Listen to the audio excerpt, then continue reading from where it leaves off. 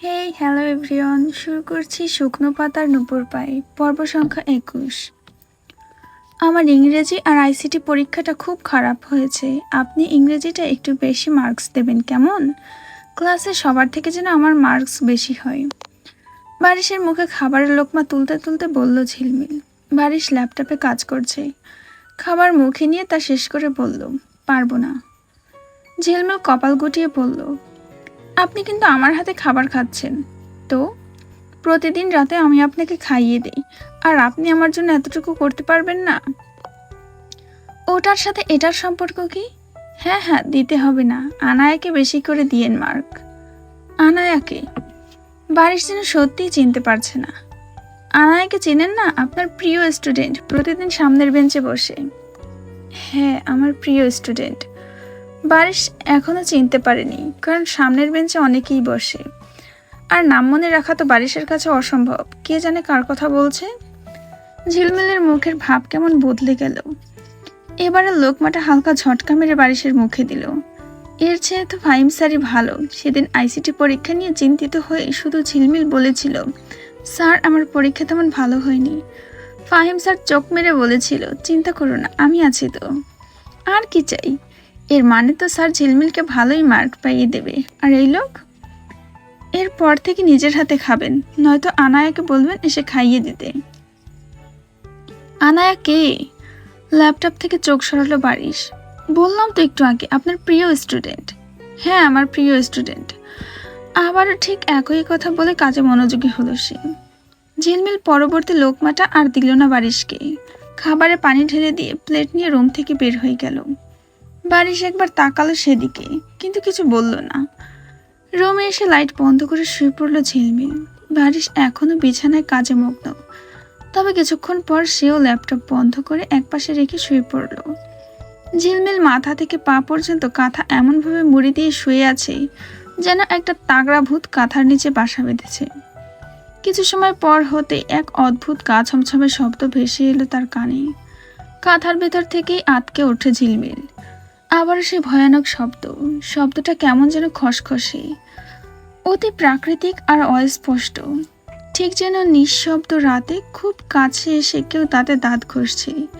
আবার মাঝে মাঝে মনে হচ্ছে ভারী কোনো খাঁজ কাটা দীর্ঘশ্বাস কানের একদম পাশ ঘেঁষে যাওয়া আসা করছে।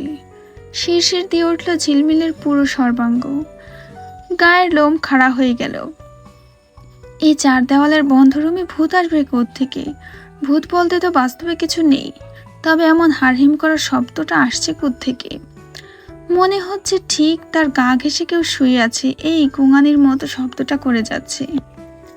ভয়ে ঝিলমিলের হাত পা বরফের মতো ঠান্ডা হয়ে এলো। ভূতে সে বিন্দুমাত্র বিশ্বাস করে না, কিন্তু রাত ১২টার এই নিঝুম নিস্তব্ধ এমন অলৌকিক সুরে ভৌতিক শব্দ শুনে কার না আত্মা খাঁচা ছাড়া হয়। ধীরে ধীরে কাঁথার এক পা সামান্য সরিয়ে পেছনের দিকে ঘুরতে শুরু করলো সে। পা দুটো যেন অবাস হয়ে আসছে। মন বারবার সায় দিচ্ছে, পেছন দিকে ঘুরলে নিশ্চিত ভয়ানক রক্ত হিম করা কোনো বিভৎস দৃশ্য দেখতে পাবে সে। আর দেখা মাত্রই কানের পর্দা ফাটানো এক চিৎকার করে বসবে। মনে মনে চিৎকার করার পূর্ণ প্রস্তুতি নিয়ে ফেলল সে, কিন্তু ঘাড় ঘুরিয়ে সাবধানে তাকাতেই ঝিলমিলের চোখ আটকে গেল বারিশের ঘুমন্ত মুখের দিকে। ঝিলমিলের দিকে মুখ করে শুয়েছে সে। বুক খালি করে একটা দীর্ঘ স্বস্তির শ্বাস ফেলল ঝিলমিল। যাক, কোনো প্রেতাত্মা নয়। তবে বিড়ম্বনা কমেনি, সেই খসখসে অদ্ভুত শব্দটা এখনো একটানা হয়ে চলেছে। ঝিলমিল কৌতূহল আর অস্বস্তি নিয়ে বিড়বিড়িয়ে একটু এগিয়ে গেল লোকটার দিকে। ঘুমন্ত বারিশের খোদাই করা তীক্ষ্ণ চোয়ালে আলতো করে হাত রেখে আস্তে করে বলল, এই একটু তাকান। তাকালো না বারিশ। ঝিলমিল আবারও একই ভঙ্গিতে ডাকলো, এই যে শুনছেন, একটু চোখ খুলুন না প্লিজ। চোয়াল থেকে হাত সরিয়ে নিয়ে এবার বারিশের চওড়া কাঁধ ধরে ঝাঁকুনি দিল আস্তে করে। চোখ মেলল সে, একদম ধীর শান্ত দৃষ্টি। চোখ খুলে দেখলো তার খুব কাছে আতঙ্কিত চেহারা নিয়ে তাকিয়ে আছে ঝিলমিল। বারিশকে জেগে উঠতে দেখে যেন প্রাণ ফিরে পেল মেয়েটা। আরও এক দফা বুক ভরে স্বস্তির শ্বাস ফেলল সে। বারিশ মুখে কিছু বলল না, প্রশ্নবোধক চোখে তাকিয়ে রইল। ঝিলমিল এবার কাঁপা কণ্ঠে ফিসফিসিয়ে বলল, আপনি কি কিছু শুনতে পাচ্ছেন? কি? ওই যে ঘরের মধ্যে কেমন একটা বাজে শব্দ হচ্ছে, আপনি শুনতে পাচ্ছেন না? বারিশ বিরক্ত হয়ে কপাল কুঁচকালো। রাত হলে কি তোমার মাথা খারাপ হয়ে যায়? কিসের শব্দ? শুনে ঝিলমিল আতঙ্কে আবারও তার 1000 গুণ মাত্রা বেড়ে গেল। লোকটা শুনতে পাচ্ছে না মানে? তার মানে এই ভয়ানক অলৌকিক শব্দ শুধু ঝিলমিল একাই শুনতে পাচ্ছে? ভয় আর তীব্র দুশ্চিন্তায় ঝিলমিলের চোখ জোড়া জলে ভরে উঠল। মুখটা কান্না পাওয়ার মতো করে করুণ ছোট হয়ে এলো। মেয়েটার কালচে মেরে যাওয়া ভয়াল চেহারা দেখে বাড়ির সামান্য নরম হলো। সে একটু শুধরে নিয়ে বলল, কি হয়েছে? ঠিক কেমন শব্দ শুনতে পাচ্ছ তুমি? খুব খুব ভয়ানক, আমি ভাষায় বর্ণনা করতে পারবো না। বারিশ যেন একটু চিন্তা করে গম্ভীর মুখে বলল, যদিও আমি এই ভূত প্রেতের ফালতু কথায় বিশ্বাস করি না, তবে এই রুমে এমন অদ্ভুত শব্দ আগেও হয়েছে বহুবার। আমি যখন ছোট ছিলাম তখন থেকেই শুনে আসছি। সত্যি? ঝিলমিলের চোখ গোল গোল হয়ে গেল। তাহলে আপনি এর কোনো পদক্ষেপ কেন নেননি? তাড়ানোর ব্যবস্থা করেননি? এখন তো আর ওসব শুনতে পাই না, তাই অভ্যেস হয়ে গেছে বোধহয়।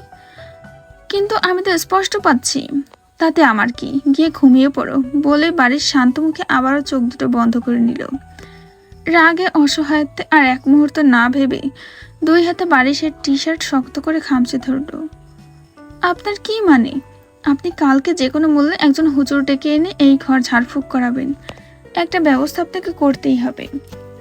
আমাদের বাসায় এইসব ভূতের গল্পে কেউ বিশ্বাস করে না, উল্টো তোমাকে আস্ত পাগলের তকমা দিয়ে দেবে।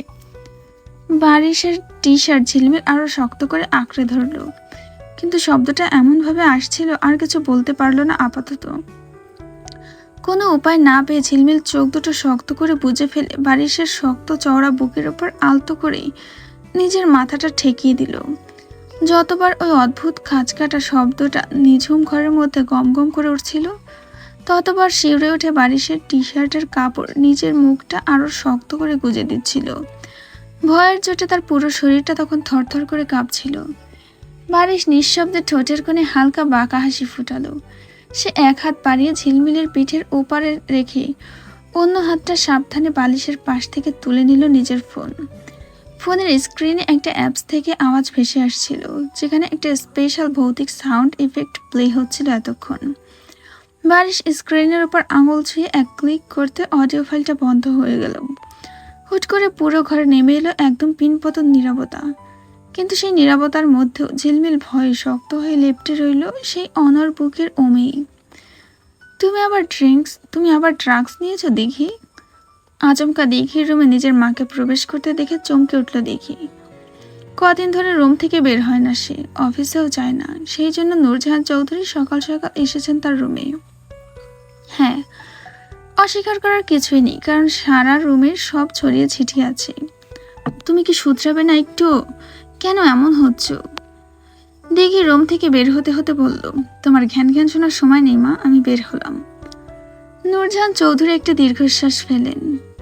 দিঘি মদ্যপানে আসক্ত হলেও কখনো ড্রাগ নেয়নি। এর জন্য যদি কেউ দায়ী হয় তবে সেটা নূরজাহান চৌধুরী নিজে। তিনি ড্রাগের জিনিসপত্রগুলো ডাস্টবিনে ফেলে দিলেন। এইসব মেহেরাজ আর আলতাফ চৌধুরী দেখলে বিরাট ঝামেলা বাঁধবে। আর কত কি লুকিয়ে বেড়াবে এই মেয়ের জন্য তার জানা নেই।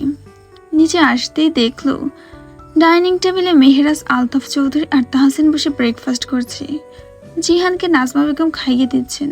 2 দিন পর দিঘিকে রুম থেকে বের হতে দেখে জিহান দৌড়ে এসে তার কোলে চড়ল। দিঘি বাইরে যাওয়ার উদ্দেশ্যে পা বাড়ালেও কেন যেন আর গেল না। ফিরে এসে ডাইনিং টেবিলে বসে কাজের মেয়েটাকে বলল খাবার দিতে। সকলে অবাক হলেও কিছু বলল না। তাহসিন একবার চোখ তুলে তাকায়নি, দিঘিও তাহসিনের দিকে নজর দেয়নি।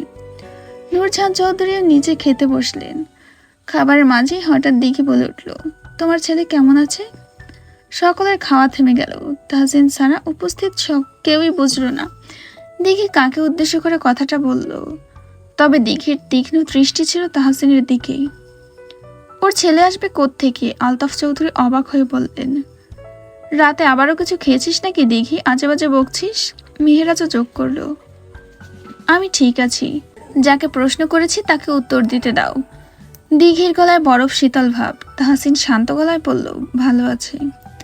নূরজাহান চৌধুরীর মুখে এবার বিস্ময় ফুটে উঠল। শুধু তাই নয়, আলতাফ চৌধুরী ও মেহেরাজও অতবাক হলো।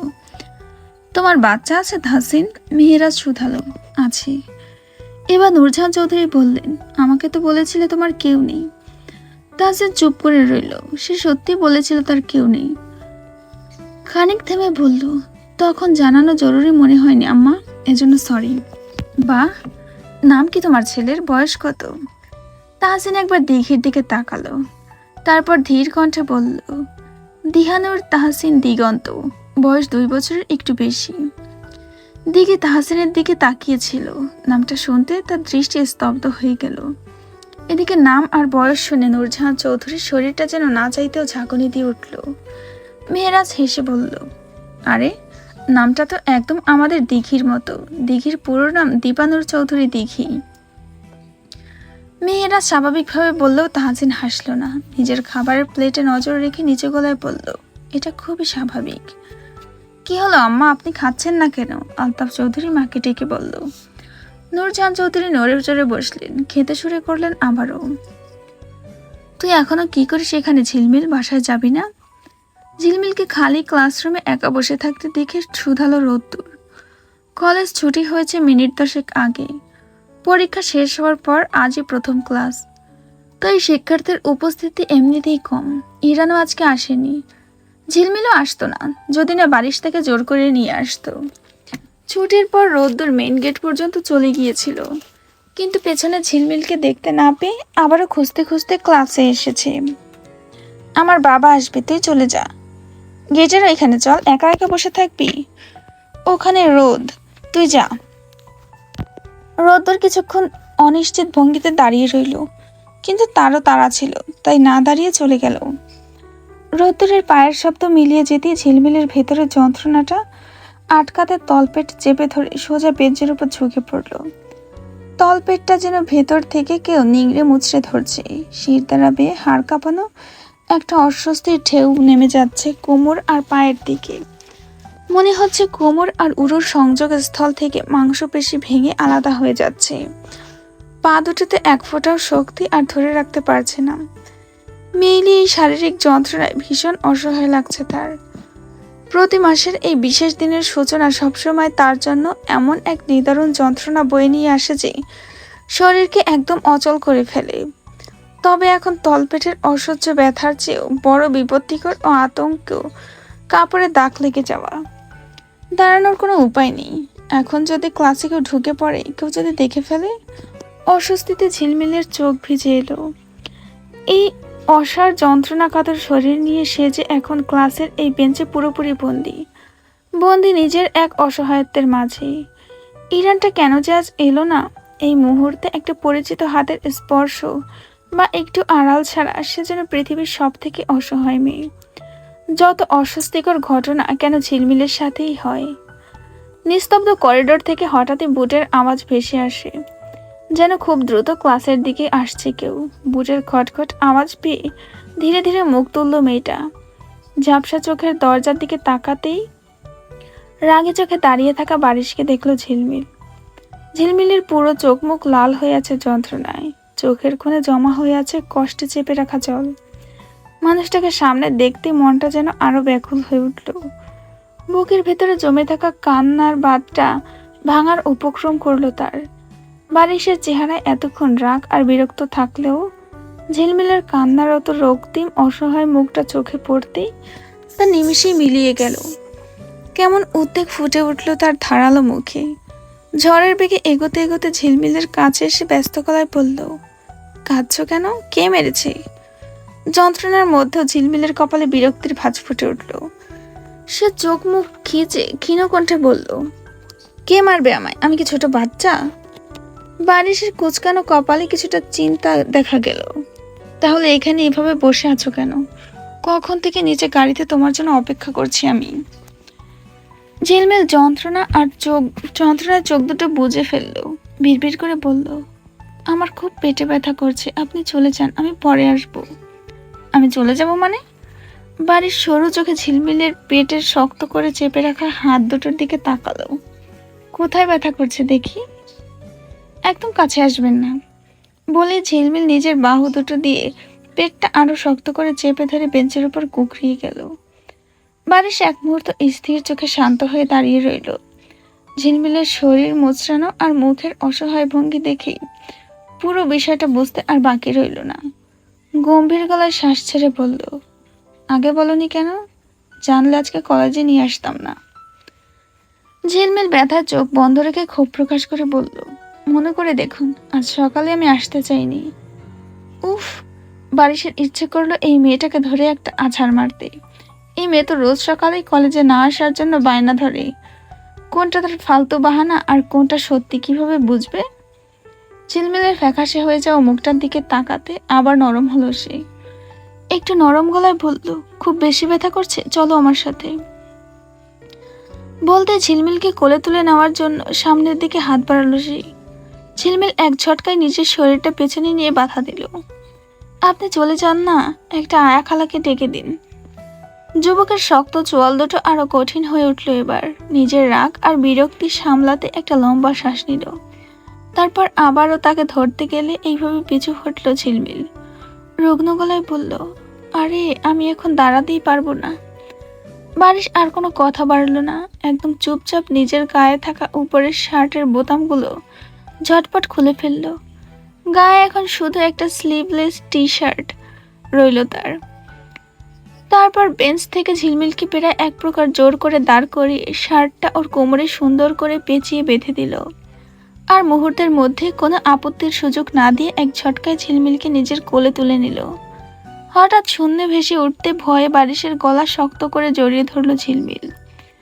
চারপাশের খালি বারান্দার দিকে তাকিয়ে আতঙ্কে বলল, কি করছেন? কেউ দেখে ফেলবে তো আমাদের।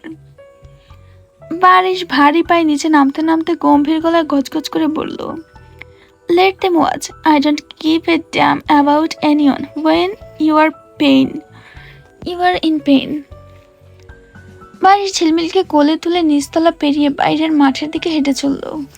কলেজ ছুটি হয়েছে বেশ কিছুক্ষণ আগে, তাই বিশাল মাঠটা একদম ফাঁকা, কিন্তু গেটের কাছাকাছি আসতে বিপত্তি ঘটল। গেটের ঠিক উল্টো পাশের একটা রেস্টুরেন্ট থেকে কাঁচের দেওয়াল ঘেঁষে ওদের এই দৃশ্য দেখলো পরিণীতা, আর ঠিক সামনেই বসে আছে জারিফ। দুজন একসাথে দুপুরে খাবার খেতে এসেছিল। জারিফ বাহিরের দিকে ইশারা করে পরিণীতাকে দেখিয়ে বলল, ওই তো দেখছেন, বললাম না আমার চাচু বিবাহিত, আর যাকে কোলে নিয়ে হাঁটছে সে আমারই এক্স। খুব গভীর সম্পর্ক ছিল আমাদের। পরিণীতা এক নজরে দৃশ্যটা দেখে চোখ সরু করে শুধালো, তোমার চাচু জানে এসব? হয়তো না। তাহলে বলছো না কেন? সময় হলেই বলবো। জারিফ রহস্যময় হেসে সেদিক থেকে নজর সরালো। তারপর চোখ রাখলো পরিণীতার ঘাড়ের একপাশে, যেখানে চুল দিয়ে লুকানোর চেষ্টা করা আর যে বারিশ ট্যাটুটা। সেদিকে তাকিয়ে বাঁকা হেসে জারিফ বলল, আমার বার্থডে পার্টিতে কিন্তু আপনি আমার স্পেশাল গেস্ট। সাবধানে ঝিলমিলকে গাড়িতে বসিয়ে দিল বারিশ। দরজাটা আটকে দিয়ে দ্রুত পায়ে চলে গেল পাশের একটা বড় ফার্মেসিতে। মিনিট পাঁচেকের মধ্যেই জরুরি যেসব জিনিস দরকার সাথে পেনকিলার নিয়ে ফিরল সে। গাড়ির দরজা খুলে জিনিসগুলো ঝিলমিলের হাতে দিয়ে বারিশ বাহিরে দাঁড়িয়ে রইল। গাড়ি আর সামনের কাজ ভালো করে আটকে দিয়ে চুপচাপ একটা সিগারেট ধরালো। কিছুক্ষণ পর ভেতরে এসে বোতলের মুখ খুলে একটা পেনকিলার আর পানির বোতল বাড়িয়ে দিল ঝিলমিলের দিকে। এটা খেয়ে নাও, ব্যথা কমবে। ঝিলমিল চুপচাপ ওষুধটা গিলে নিল। তবে ঔষধ খেলেও পেটের ওই বিদঘুটে মোচড়ানো তীব্র কষ্টটা কমতে একটু সময় লাগবে। ঝিলমিল ক্লান্তিতে সিটে মাথা এলিয়ে দিল। ব্যথার যন্ত্রণায় চোখ দুটো বুজে থাকতে থাকতে একসময় তন্দ্রাচ্ছন্ন হয়ে পড়ল। গাড়ি ততক্ষণে শহরের মূল রাস্তায় নেমেছে। ড্রাইভ করতে করতে বারিশ এক হাতে স্টিয়ারিং ধরে অন্য হাতে ঝিলমিলকে আলতো করে নিজের দিকে টেনে আনলো। অতঃপর যত্ন করে মেয়েটার মাথাটা বসিয়ে দিল নিজের চওড়া কাঁধের উপর। হঠাৎ স্পর্শে ঝিলমিলের হালকা ঘুম ভেঙে গেল। চোখ মেলে নিজেকে বারিশের এতটা কাছে দেখে কিছুটা সরে আসতে চাইল। বারিশ সামনের রাস্তায় নজর রেখে বেশ ধমকের সুরে গম্ভীর গলায় বলল, মারবো কিন্তু। বারিশের ধমক শুনে ঝিলমিল আর সরে আসার সাহস পেল না। চুপচাপ লোকটার শক্ত কাঁধে মাথা রেখে পড়ে রইল। কিছুক্ষণ যাওয়ার পর বারিশের গলার স্বর আবার ভেসে এলো, এখন একটু ভালো লাগছে? একদম নিচু গলা জবাব দিল ঝিলমিল। বারিশ কোনো কথা বলল না। ঝিলমিলও নীরব রইল। ঝিলমিলের কাছে দুনিয়ার সব থেকে খারাপ মানুষকে আজ এত ভালো মানুষের রূপে দেখে কেন যেন হজম হচ্ছে না।